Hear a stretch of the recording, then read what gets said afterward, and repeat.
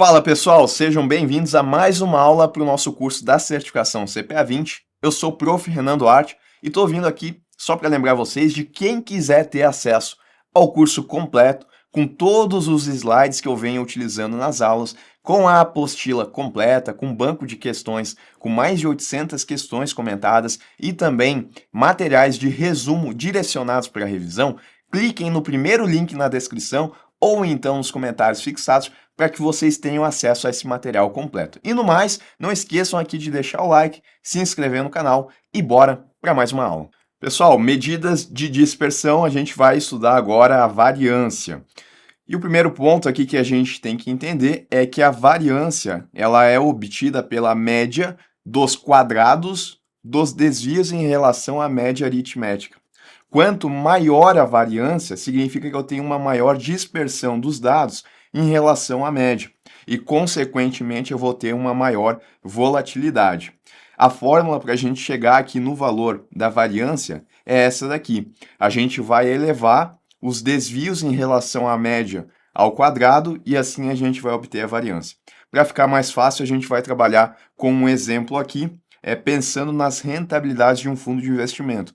Tá? Então, olha só, em janeiro ele apresentou 3% de rentabilidade, em fevereiro 1%, março menos 1, abril menos 1 e maio 3%.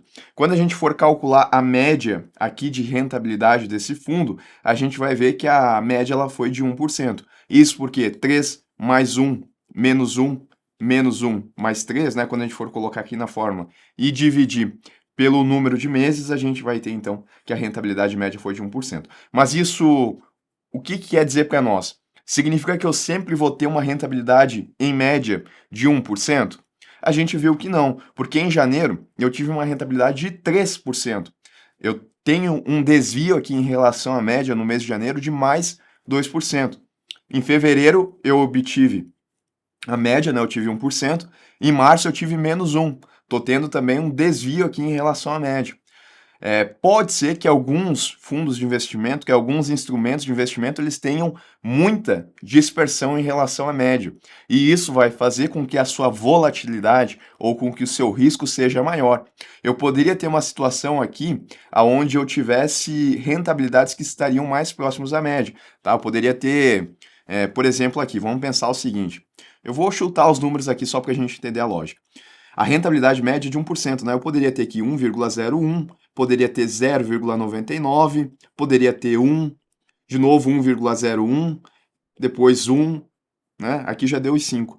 Percebam que agora eu estou tendo uma rentabilidade média próximo também de 1%, só que aqui o desvio em relação à média é muito menor. Então, para esse fundo aqui, eu posso esperar sim uma rentabilidade mais próxima à média em meses futuros, porque a dispersão ela não é tão grande. Agora, para esse primeiro fundo, eu já tenho uma dispersão maior. E a variância, ela vai ser utilizada para nos dizer, então, quanto que é o desvio desse fundo, quanto que é o desvio desse outro fundo, tá? E para fazer o cálculo, então, da variância, primeiro a gente tem que chegar na média. Uma vez que a gente chegou na média, agora a gente vai calcular os desvios em relação à média e elevar eles ao quadrado. Além disso, tá embaixo aqui a gente vai colocar o número de componentes menos 1.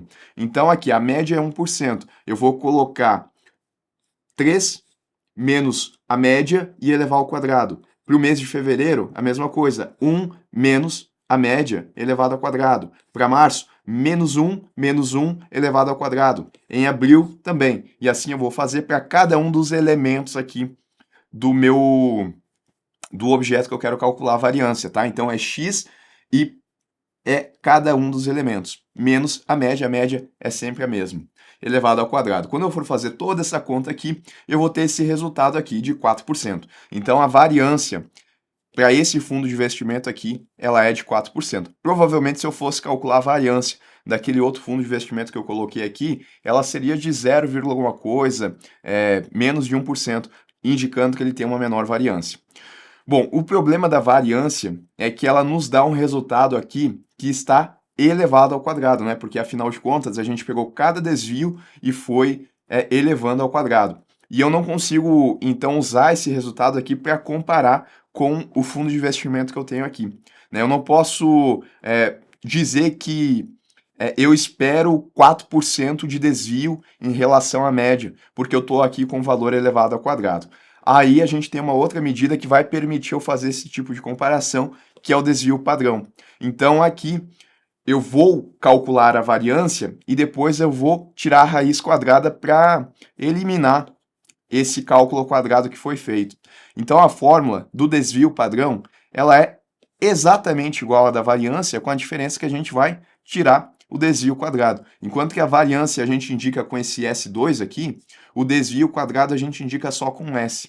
Tá? Isso daqui é para quando a gente estiver calculando uma amostra, tal como a gente está calculando aqui. A gente não está calculando a população, né? A população seria se eu tivesse exatamente todas as rentabilidades. A gente está pegando uma amostra. Bom, está aqui o mesmo fundo de investimento, calculo a média e depois eu coloco na fórmula. Né? O resultado da variância a gente já sabe que é 4%, então é só fazer a raiz quadrada de 4%, vai dar 2%.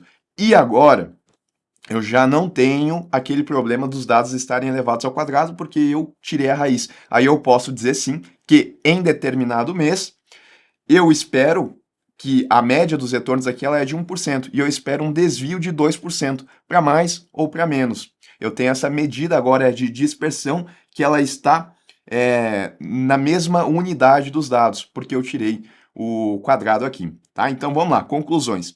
Através do desvio padrão, podemos avaliar o quão dispersos os dados estão em relação à média. Tá? Então, em relação à média, os dados estão dispersos em 2%. E é mais ou menos o que a gente consegue enxergar aqui, né? Porque em janeiro, a dispersão aqui foi de 2% em relação à média.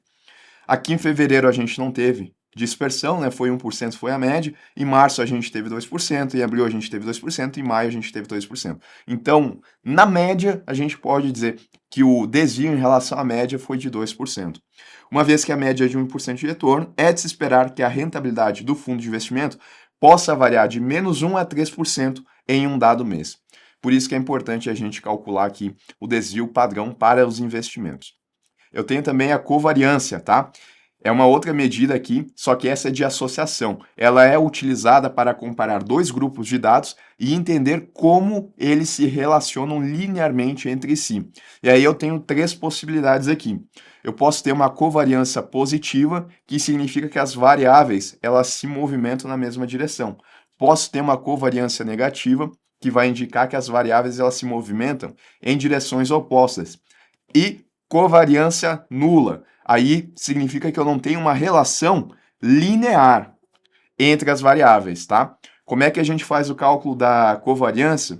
Através dessa fórmula aqui. Eu vou ter, por exemplo, dois dados, né, que podem vir, por exemplo, da comparação de duas ações, e eu quero calcular, então, qual que vai ser a relação linear entre esses dados aqui. Eu quero entender se, por exemplo, as modificações no preço da ação A provocam modificações no preço da ação B. Ou eu poderia, por exemplo, fazer a comparação entre uma ação e comparar a taxa Selic, comparar o índice Bovespa. Eu quero saber se eu tenho uma alteração no índice Bovespa, se isso vai refletir também em uma alteração na ação que eu tenho aqui. Né? Se, por exemplo, um aumento, vamos pensar o seguinte, né? Eu saio aqui, tenho o índice Bovespa. Se um aumento do índice Ibovespa de 2%, se isso vai provocar, por exemplo, um aumento de 2% na minha ação, ou se vai fazer uma queda de 2%. Eu coloquei 2% aqui, mas a gente pode pensar o seguinte: se eu tenho um aumento de 2% no Ibovespa, se eu vou ter um aumento na minha ação também, e em qual proporção? Ou se eu vou ter uma queda na minha ação, ou se eu não vou ter uma relação linear entre o índice Ibovespa e a minha ação. Percebo que quando eu for fazer o cálculo da covariância, se ela for positiva, significa que as variáveis elas se movimentam na mesma direção. Então, o Ibovespa subiu 2%. Se eu calcular e eu ter a covariância positiva, é de se esperar que a minha ação ela também se mova para cima, tem uma valorização. Agora, se eu calcular e a covariância for negativa, se eu tiver um aumento aqui no Ibovespa, é de se esperar então que eu tenha uma queda no preço da minha ação, porque eles têm uma covariância negativa. E se a covariância for nula, eu não consigo ter uma relação linear entre as modificações que acontecem aqui no Ibovespa e da minha ação. Perfeito, então. Agora, com o exemplo aqui, a gente vai ver a relação entre duas ações, a ação A e a ação B. E a gente consegue ver aqui a modificação nos preços de cada uma das ações. Então, na segunda-feira, a ação A ela custava R$ 30. Aí depois ela caiu para R$ 28,50. Na ação B eu também tive uma queda. Saiu de 7, caiu para R$ 6,90. Na quarta-feira voltou a subir, a ação B voltou a subir também. Na quinta, mais uma subida na ação B.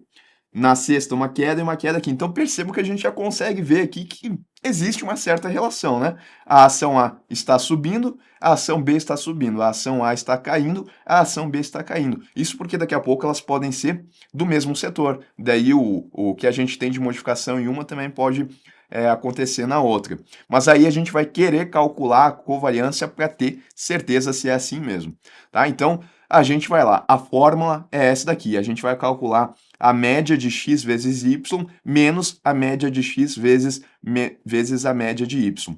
Então, primeiro ponto aqui, né, a fórmula ela vai calcular a média de x vezes y. Eu venho aqui, né, nessa tabela que eu tenho aqui os preços e vou colocar A vezes B. Então, vou lá, 30 vezes 7, 28,50 vezes 6,90 e vou adiante, eu vou chegar aqui num valor, então, esse valor aqui vai ser de 1.067,84 quando eu somar todos. Lembrem que eu quero calcular a média de x vezes y. A soma de x vezes y é 1.067,84. Aí basta eu fazer esses 1.067,84 dividido por 5, porque a média ela é a soma dos elementos, estão todos aqui, dividido pelo número de elementos. Os números de elementos são 5. Então a média de A vezes B é 213,57. Bom, isso é uma parte aqui da fórmula, né? A outra parte é fazer menos a média de x vezes a média de y. A média de x está aqui, é a soma de todos os conjuntos aqui da ação A dividido pelo número de elementos. Então, 151,40 dividido por 5 vai dar 30,28. O outro ponto aqui é fazer a média de y. Mesma coisa, tá? Soma de todos os elementos, 35,25, dividido pelo número de elementos, vai dar 7,05. Aí é só colocar na fórmula, que está aqui. A gente vai lá, então. Primeiro ponto, 213,57 menos 30,28 vezes 7,05, que é o que a gente tem. Quando a gente for fazer esse cálculo aqui, o resultado foi esse. Covariância de A e B é de 0,094. É uma covariância positiva? Ela é. Significa que as variáveis, então, elas se movimentam na mesma direção. Existe essa relação linear entre os dados, tá? Se a covariância for nula, não há uma relação linear, e se ela fosse negativa, elas se movimentariam em direções opostas. Bom, esse foi o cálculo da covariância. Eu também tenho a correlação. Ela, ou também chamado de correlação linear de Pearson, ela vai estipular um número entre -1 e 1, que vai possibilitar comparar diferentes séries de valores e a força da relação linear entre as variáveis. Porque aqui eu obtive um dado, 0,094. Ele apenas me diz que existe essa relação linear e de que ela é positiva. Agora, como é que eu vou comparar a covariância daqui com a covariância de uma outra série de dados? A princípio eu não consigo fazer, porque cada conjunto tem os seus elementos de dados. Mas aí existe a correlação linear Pearson, que ela vai me permitir, então, comparar a correlação desse conjunto de dados aqui com um outro conjunto de dados. E aí entender, então, aonde que eu tenho uma maior correlação. Porque ele vai nos dar, então, essa medida adimensional que vai de -1 e 1. E aí, vamos lá. Fazendo o cálculo, então, eu vou ter o seguinte. Eu tenho a correlação perfeita positiva quando a nossa correlação ela for igual a 1. Significa que as duas variáveis se movem na mesma direção em uma relação linear perfeita. Então elas sobem, né? Se elas estiverem subindo, elas vão subir na mesma proporção. Se elas estiverem caindo, vão cair na mesma proporção também. Eu tenho uma correlação perfeita negativa quando P é igual a -1. Nesse caso, as duas variáveis se movimentam em direções opostas em uma relação linear perfeita. Ou seja, elas vão se mover em direções opostas de maneira proporcional. Então, se uma vai subir 5%, a outra vai cair 5%. Quanto mais próximo de 1, significa, então, que é mais próximo de uma relação perfeita, positiva. Quanto mais próximo de -1, a gente tem também aqui uma relação oposta quase que perfeita. Se for exatamente igual a menos 1, é perfeito. Se for exatamente igual a 1, é perfeito também, só que uma na mesma direção e a outra em direções opostas. E quando p é igual a zero, significa que não existe uma relação linear entre as duas variáveis. Como é que a gente calcula, então, a correlação? Eu vou pegar a covariância de x e y, tal como eu calculei aqui, e vou dividir pelo desvio padrão de x vezes o desvio padrão de y. Então, voltando aqui para o nosso exemplo, tá? Primeiro ponto, calcular a covariância. A gente já tem, né? 0,094. Aí eu venho aqui e agora eu preciso calcular o desvio padrão de A e o desvio padrão de B. Colocando na fórmula, eu vou ter esse resultado aqui. O desvio padrão de A é 1,108. O desvio padrão de B é 0,11. 0,111, né? Bom, quando a gente olha aqui, primeira conclusão que a gente tem que ter quando a gente calcula o desvio padrão, significa que a ação A, ela tem uma maior dispersão dos dados em relação à média do que a ação B. Percebam que o desvio padrão aqui é muito pouco. Será que é isso? Vamos dar uma olhada para ver se faz sentido. Olha só, na ação A eu saí de 30 para 28,50, depois para 31, depois para 31,30. Realmente, tá? Se eu fosse calcular a média aqui, eu veria então que a média está aqui, inclusive, né? A média de A é 30,28. Então percebam que eu tenho aqui oscilações na casa de 1%, realmente, como foi calculado, né? Porque a média, de novo, de A é 30,28. Então, aqui eu tenho uma diferença de 0,28, aqui eu já passo a ter uma diferença maior e assim por diante. Agora, na ação B, essa diferença não é tão grande. Se a gente for olhar aqui, a média de B é 7,05. Então, a gente olha aqui, 7,05.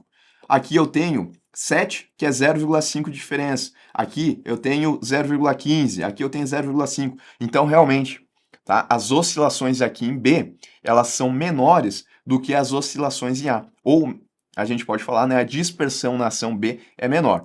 Tanto é que o resultado foi assim. Bom, uma vez que a gente tem o desvio padrão de A e o desvio padrão de B, e a gente tem a covariância, a gente vem aqui e coloca na fórmula, tá? Então, vamos lá. Colocando na fórmula, covariância de x e y dividido pelo desvio padrão de x vezes o desvio padrão de y, a gente vai ter o resultado aqui da nossa correlação. A correlação aqui ela foi de 0,764. Então, tá próximo de 1, né? Mas não é 1, não é uma relação perfeita, mas é uma relação que a gente pode considerar aqui como uma relação forte. Ou seja, a gente pode esperar aqui que as variações elas vão seguir uma mesma direção e quase na mesma proporção. Ou seja, se uma sobe 5%, a outra ação ela vai subir próximo disso também. Se fosse exatamente igual a 1, aí seria na mesma proporção, tá? Quanto mais próximo de 1, mais perto da gente ter as oscilações na mesma proporção. E lembrando, né, que como o valor é positivo aqui, é porque eu estou tendo, nessa situação aqui, as oscilações na mesma direção, né? A movimentação aqui na mesma direção. Eu ainda tenho o coeficiente de determinação, o R2. Esse daqui ele vai mostrar quanto que da variação de uma série y é explicada pela variação de x e quanto da variação de y é explicada por fatores aleatórios. Para ser calculado, basta elevar ao quadrado o coeficiente de correlação linear de Pearson. Tá? Então, a gente tem o coeficiente de correlação linear Pearson da série aqui que a gente analisou e a gente vai elevar ele ao quadrado e dessa forma a gente vai calcular o coeficiente de determinação. Ele vai dizer então o quanto que as variações que acontecem, por exemplo, na ação B são explicadas por variações na ação A. E daí a gente faz o cálculo aqui, tá? A gente vai elevar ao quadrado o coeficiente de correlação e a gente tem aqui o resultado. Então, esse resultado aqui ele nos diz que aproximadamente 58% das alterações no preço da ação B são explicadas por alterações no preço da ação A. Se lembrem, né, que se eu tivesse que o meu P aqui ele fosse igual a 1, significaria que eu teria uma correlação linear perfeita. Se a ação A sobe 5%, a ação B sobe 5%. É isso que ele diz. Quando eu fosse calcular aqui o P ao quadrado, né? Lembrando que ele é de 1. Então, 1 ao quadrado, eu teria o resultado de 1. Ou seja, o meu R ao quadrado seria de 1. Significa que 100% das alterações na ação B seriam explicadas por alterações no preço da ação X, porque elas se movem na mesma proporção, tá? Então é isso. Nesse caso aqui em específico, quando o meu coeficiente de correlação linear Pearson ele for igual a 1, o meu coeficiente de determinação R2 ele também vai ser 1 e 100% então das oscilações vão ser explicadas de uma série pela outra, tá? Mas aqui no nosso caso não foi, né? O resultado foi 0,764, quando a gente calculou o R2, ele deu 0,5837. E tá aqui a explicação, né? O resultado de R2, ele vai variar no intervalo de 0 a 1. Não tem como ele ser negativo, porque eu elevo ao quadrado, né? Então, por exemplo, se o meu P ele tivesse sido igual a menos 1, quando eu for calcular o R2, vai ser menos 1 elevado ao quadrado, tá? Isso daqui é igual a 1. Ou seja, eu tenho uma direção perfeita oposta, né? Uma sobe 5%, a outra cai 5%. É uma relação perfeita, só que em direções opostas. Mas eu posso dizer, então, que quando eu calculei o R2 aqui, que as variações que acontecem em Y, elas são explicadas 100% por variações que acontecem em X, só que em uma direção oposta, tá? Então, o ponto aqui é que o meu R2, ele nunca vai ser negativo. Assim como a variância também nunca pode ser negativa, porque é elevado ao quadrado, nem o desvio padrão também vai ser nunca negativo, porque ele veio de um cálculo que era elevado ao quadrado, o coeficiente de determinação, ele também nunca vai ser negativo. O que pode ser negativo aqui é a correlação, o coeficiente de correlação linear de Pearson e a covariância. Essas aqui elas podem ser negativas, mas o coeficiente de determinação ele não pode. Bom, um outro ponto importante aqui que a gente vai fazer um link também é em relação à distribuição normal. Ela é uma função estatística que descreve como os dados eles se distribuem de maneira simétrica em torno de uma média, formando um gráfico em formato de sino, tá? Então esse é o gráfico aqui. Através aqui do desvio padrão, a gente pode calcular o nível de confiança de determinado evento ocorrer. Então, a gente vai trabalhar com essa curva aqui para entender qual que é o nível de confiança que a gente tem nas alterações aqui em relação à média. Só para a gente entender essa curva antes aqui, a distribuição normal. Pense o seguinte, se a média das alturas for 1,75 e o desvio padrão for de 2 centímetros, aí a gente vai ver isso aqui no gráfico, tá? Percebam que aqui no centro do gráfico eu tenho a média. Então eu posso pensar essa média aqui como a altura das pessoas. A altura das pessoas é 1,75. Bom, se eu for coletar a altura de várias pessoas, eu vou ver que a maioria das alturas elas vão estar próximas a 1,75. Afinal, essa é a média da altura das pessoas, né? Então, eu vou coletando, eu vou ter que a maioria das alturas vão estar aqui. Então, percebam que se eu for plotar isso daqui no gráfico, eu vou ter um maior número aqui, né? Próximo da média. Conforme eu vou me afastando da média, é mais difícil de eu encontrar pessoas nessas alturas, né? Se eu pensar que aqui, no finalzinho do gráfico, né? Esse gráfico, na verdade, ele não tem fim, né? Ele vai descendo, mas ele não tem um fim assim. Bom, vamos pensar o seguinte, se eu for pensar que nessa parte aqui do gráfico eu tenho uma altura de 2 metros, quando eu for coletar a altura das pessoas, é difícil eu encontrar várias pessoas com altura de 2 metros, né? Provavelmente eu vou encontrar muito mais pessoas com altura de 1,80, próximo aqui de 1,75, de 1,70, que estão mais próximas da média. Então, por isso que o gráfico ele toma essa forma aqui de sino. Do mesmo jeito, eu vou encontrar poucas pessoas com altura de 1,40, né? Se eu estiver considerando adultos. Então, por isso que ele fica assim, né? Poucas pessoas aqui nas extremidades e conforme a gente for chegando próximo da média, essa altura ela vai crescendo. Mas vamos lá, eu falei que existe um desvio padrão aqui que é de 2 centímetros. Então, para cada pessoa que eu vou pegando, é de se esperar que eu tenha uma variância, ou melhor, né, um desvio padrão, uma dispersão em relação à média, que é de 1,75, de 2 centímetros. E esse gráfico ele também nos diz isso, tá? Eu tenho aqui então, vamos voltar aqui para a nossa altura, 1,75. Para cada alteração que eu tenho aqui, eu tenho, ó, indo daqui para cá, eu tenho um desvio padrão, menos um desvio padrão e para o lado aqui mais um desvio padrão. Isso significa que eu poderia colocar aqui, esse ponto aqui é de 1,73, menos um desvio padrão, que é de 2 centímetros, E indo aqui para o lado, deixa eu só colocar aqui para baixo para eu não confundir, 1,75. E aqui para o lado, 1,77.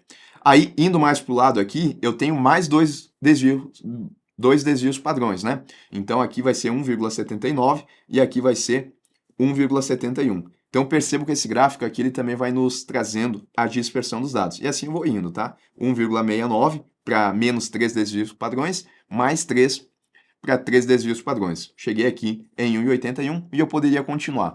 Bom, aqui na distribuição normal eu consigo estabelecer intervalos de confiança. Percebam que eu tenho essa medida aqui, né? 68,26%. Isso para menos um desvio padrão e mais um desvio padrão.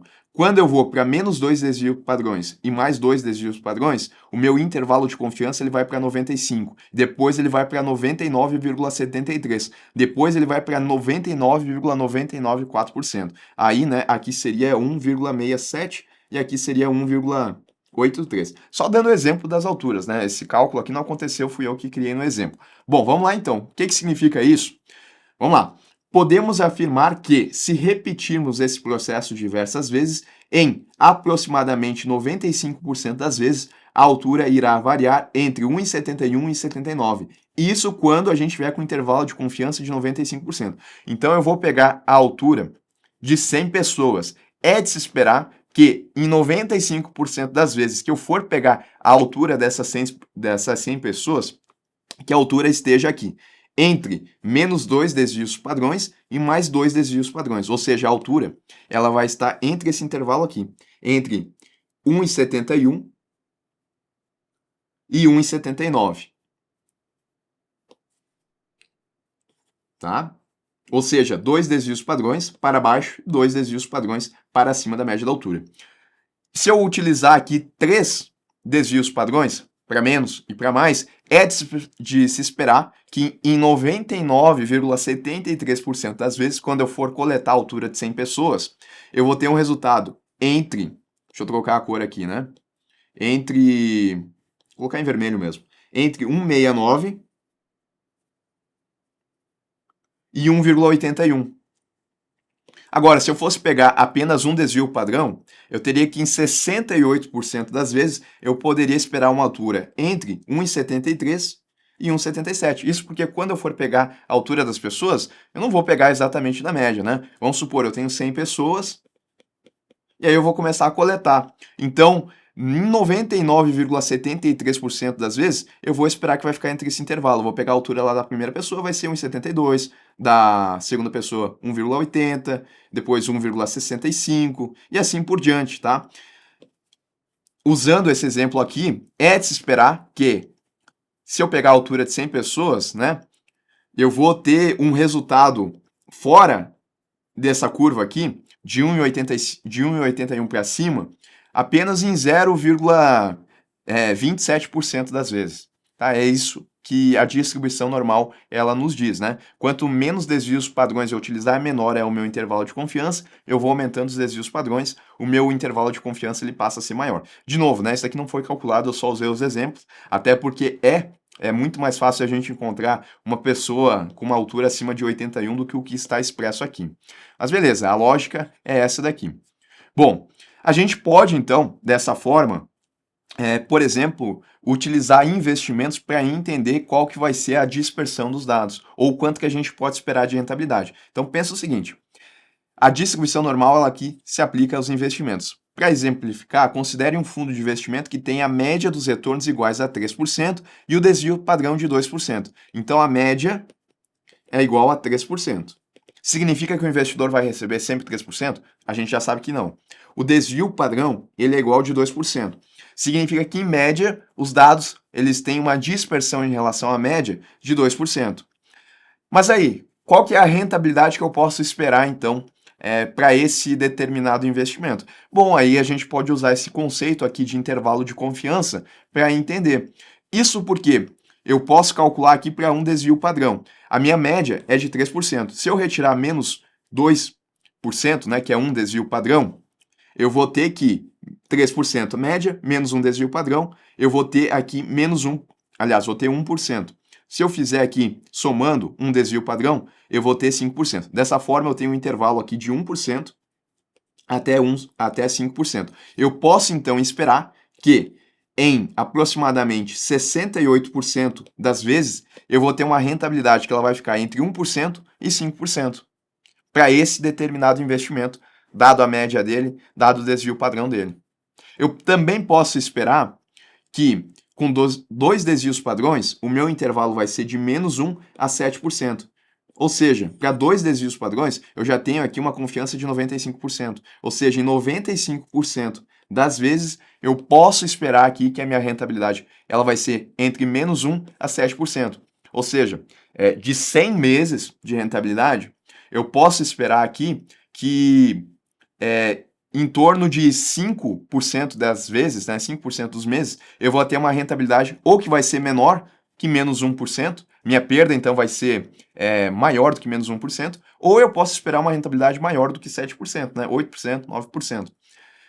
E ainda, se eu calcular para 3 desvios padrões, o meu intervalo de confiança ele vai ser maior ainda, né? Eu posso esperar então uma rentabilidade menor, ou melhor, né, negativa aqui de 3% até 9%. Isso daqui para aproximadamente 99% das vezes. E conforme eu for aumentando aqui os intervalos, eu vou ter um intervalo de confiança maior, tá certo? Então, é isso que a gente precisa entender aqui da distribuição normal. A gente sabe que os dados estão mais próximos da média, mas a gente também tem a dispersão dos dados. E com isso a gente consegue ter um intervalo de confiança e saber o quanto que a gente pode esperar quando a gente estiver olhando para o futuro. Nesse caso aqui, para esse fundo de investimento, em 95% das vezes, o investidor ele vai ter uma rentabilidade entre -1 a 7%, porque é isso que os dados trazem para nós.